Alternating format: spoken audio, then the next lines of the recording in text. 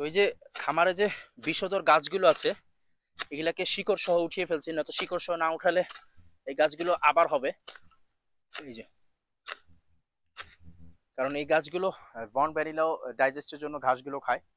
আবার ওদিক দিয়ে গারল আছে, যে কোনো টাইমে খামারে যে হাঁস মুরগিগুলো আছে এগুলো যে কোনো টাইমে এগুলো খেলে এরা অসুস্থ হয়ে যাবে। এমনকি খামারে এই গাছগুলো থাকলে বাতাসের মাধ্যমে ছড়িয়ে শরীরের ভিতরে গেলে আমরা মানুষ যারা আছি, যে কোনো প্রাণী অসুস্থ হয়ে যাবে। তো বেশ কিছুদিন যাবত এগুলো পরিষ্কার করা হচ্ছিল না।